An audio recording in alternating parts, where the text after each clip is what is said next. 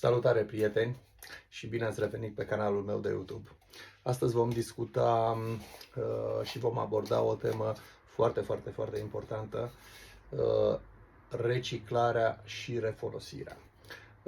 O parte din urmăritorii mei s-au plâns că folosesc prea mult plastic, că folosesc prea multă vopsea care se risipește. Fac acest videoclip și pentru ei, dar îl fac și pentru, sau mai ales pentru cei care vor să lucreze în fluid art, au un hobby din acest fluid art, sau chiar și pentru cei care lucrează și pur și simplu aruncă aceste pahare de plastic, care, trebuie să recunoaștem cu toții, este un lucru dăunător pentru pământ, pentru natură. Deci vreau să-i liniștesc pe cei din prima categorie și să le spun că aceste pahare de plastic, chiar dacă le folosesc, le reciclez și le refolosesc. Am și pahare de plastic, am și pahare de carton. Folosesc și pahare de carton, dar au un dezavantaj, că acestea nu se pot refolosi. În momentul în care paharul rămâne gol, nu am ce să fac decât să-l arunc, pentru că această polghiță de vopsea nu se mai curăță de pe pahar și dacă vreau să fac altă vopsea în acest pahar, această polghiță de vopsea se va înmuia și o să-mi strice vopseaua. Pe când acest pahar de plastic, și o să vă arăt la final, îl pot face ca nou și îl pot refolosi de 3 ori, de 5 ori, de 10 ori, depinde cât de rezistent este, pentru că la un moment dat se va rupe și va trebui să-l arunc, bineînțeles organizat la sacul galben, acolo unde se aruncă produsele din plastic. Deci asta ar fi cu refolosirea materialelor și nu uitați, stați până la sfârșit, o să vă arăt efectiv cum o să curăț acest pahar. Este foarte simplu. Fiecare avem în casă și folosim smântână, iaurturi, brânză și avem aceste doze din plastic. Nu este vina noastră că ni se livrează produse alimentare în plastic. Asta este. Pentru cei care au acest hobby, nu le mai aruncați. Folosiți-le. Asta vă scutește de bani aruncați pe alte pahare noi, când le puteți folosi pe acestea și în felul acesta puteți să ajutați pământul să fie mai sănătos, pentru că uitați ce se întâmplă. Avem veri în Germania cu 40 de grade, ceea ce până acum nu se întâmpla așa ceva. Avem inundații, deci este un lucru real. Dacă fiecare dintre noi ar face câte puțin în acest sens, cu siguranță pământul s-ar simți mult mai bine și clima ar fi mai bună, nu neapărat pentru noi, dar eu am un copil care la rândul lui va avea copii și îmi doresc să trăiască într-o lume mai bună.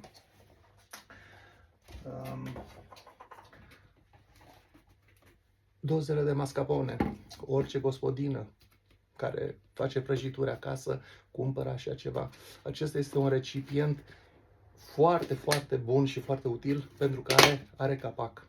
Ați pus vopseau, ați pregătit-o, ați pus capac, poate să dureze minimum o lună vopseaua în bune condiții. Eu chiar am testat acest lucru. Am fost plecat 3 săptămâni în concediu. Am avut vopsele pe care nu le-am mai folosit și am pus, o să vă arăt acum, o folie de aluminiu deasupra, ca un capac, și vopseaua a fost perfectă. Când m-am întors, am putut să o folosesc fără niciun fel de problemă. Deci, aceste doze cu capac sunt aur.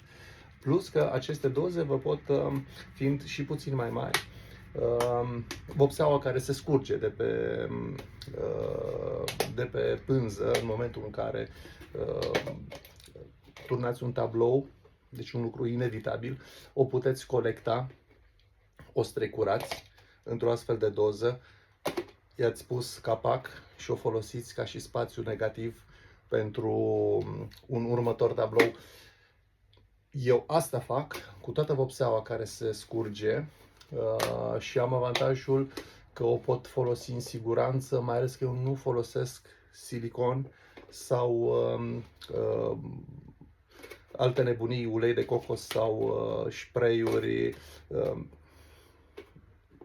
Le am în atelier, dar nu folosesc pentru celule așa ceva. Îmi pregătesc selectivatorul fără silicon sau alți aditivi. Mai mult de atât, aceste doze de iaurt, eu consum iaurt zilnic.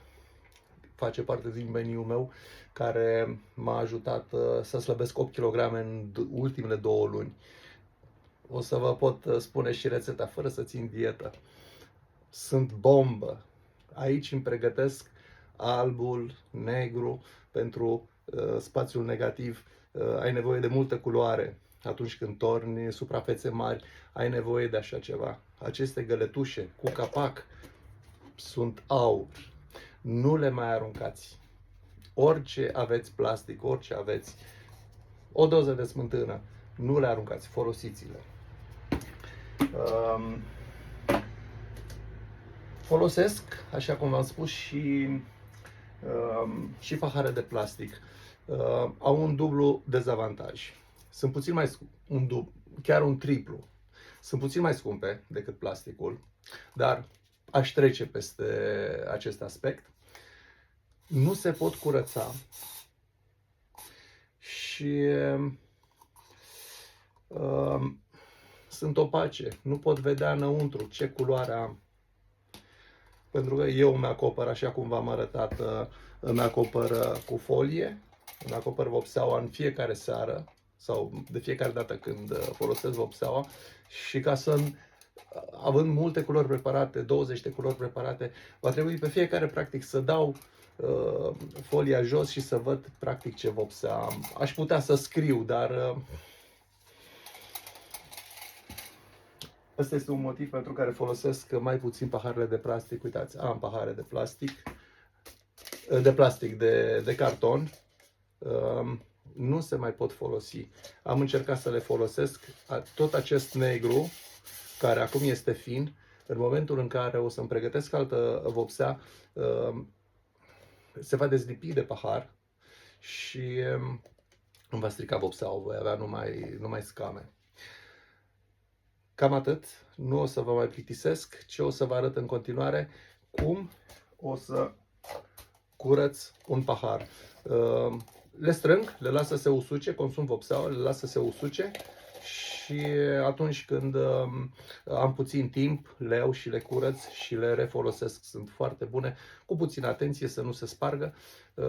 Cei care mi-au urmărit anumite videoclipuri pot vedea cumva în spate, în planul 2, am avut 2 șiruri, cred că 50 de pahare, pe care le-am tot strâns, nu le-am aruncat, le-am curățat și acum le folosesc. Am economisit bani, am salvat pământul, așa puțin, și da, este un mic efort pe care îl putem face. În continuare o să vă arăt cum o să curăț un pahar. Deci special am luat acest pahar în care am folosit vopsea albastră ca să fie contrastul mai puternic în momentul în care îl voi curăța. Deci avem nevoie de o spatulă și luăm foarte frumos de sus, începem să, uitați, vopseaua nu are aderență cu plasticul și luăm frumos, sper că se vede la voi. Cu ajutorul spatulei mergem frumos pe lângă peretele paharului Și pur și simplu îndepărtăm, uitați, îndepărtăm vopseaua. Uitați, toată vopseaua, sau mă rog, aproape toată, a ieșit din pahar. Uitați. Uitați paharul. A mai rămas doar pe fund. Aici stratul a fost puțin mai gros și aici trebuie să avem puțină grijă. Cu aceeași spatulă luăm, începem iarăși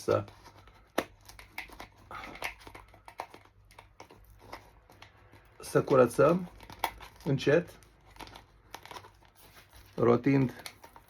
Nu știu cum să stau ca să puteți vedea. Uitați. Aici este stratul puțin mai gros și paharul, având o striație, s-a lipit. Uitați, uitați că am reușit. Uitați.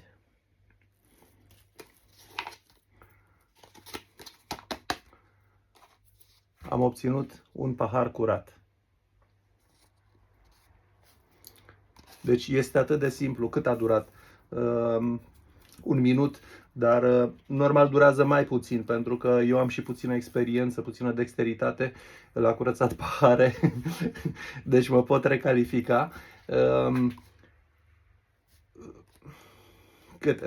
Practic, într-o jumătate de oră pot să curăț 50 de pahare. Uitați, și am făcut din nou un pahar nu mai bun de folosit. Singura condiție este să încercați foarte ușor să nu-l îndoiți prea mult, pentru că este plastic și se sparge. Și dacă reușiți performanța asta, veți obține un nou pahar.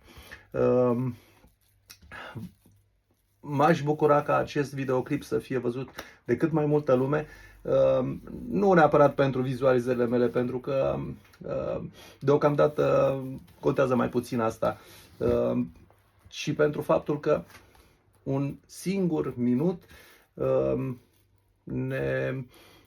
cu un singur minut putem face un gest foarte mare, nu numai pentru noi, ci și pentru pământ.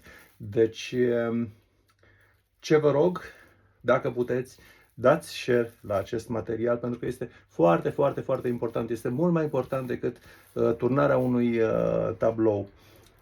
O să încerc să fac mai multe videoclipuri pe această temă și sper ca măcar o parte dintre voi să aplicați această metodă de curățat pahare și de recuperat.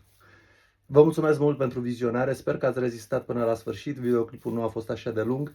Dacă v-a plăcut, nu uitați să vă abonați la canalul meu. O să încerc să vă ofer material cât mai diversificat și cât mai util pentru voi, pentru hobby-ul pe care îl aveți și, de ce nu, pentru cei care nu au acest hobby, măcar să privească cum se combină culorile. Sunt lucruri interesante oricum. Vă mulțumesc mult de tot. La revedere!